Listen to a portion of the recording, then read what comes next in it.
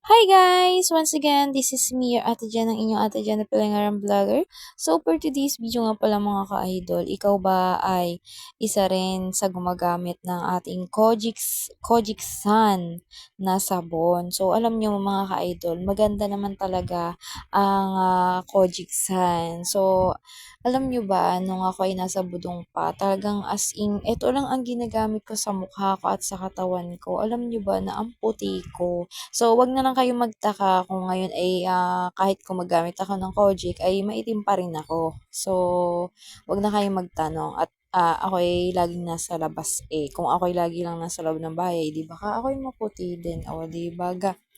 So, saka na tayo magpaputi ng maputi pag tayo ay hindi na lumalabas ng bahay. So, bakit ko nga ba ginagawa ang ganito ang aking Kojic? Kasi nga alam niyo mga ka-idol, mabilis malusaw ang Kojic. So, kapag ka ginamit mo siya, dapat pira-pirasuhin mo na para naman medyo makatipid-tipid ka. So, 'di ba, pag gagamit ka, so kuha ka ng isang hiwa niyan, mga ka-idol.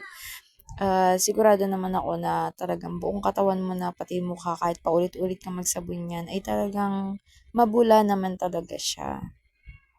Alam niyo ba na magaling at mabisang pampaputi talaga itong Kojic. So, subok ko na. Huwag ka na lang magpainit. Kung kagaya ko na lagi ka lang din naman nasa labas, eh huwag ka nang gumamit. Charot, hindi ganun. So,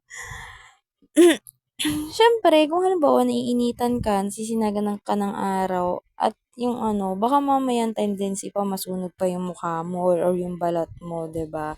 Kaya kung if ever nagagamit ka nito, cover mo yung mukha mo ta's medyo iwasan mo yung pagpapainit. Tapos gumamit ka ng Warada, ang ating sunscreen na Warada kasi yun din ang ginagamit ko mga ka-idol.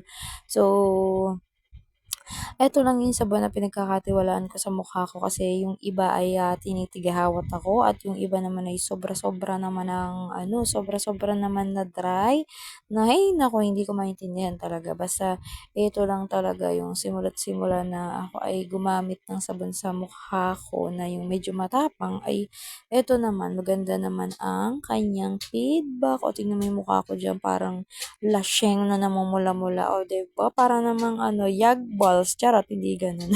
So, ayun lang. Thank you for watching.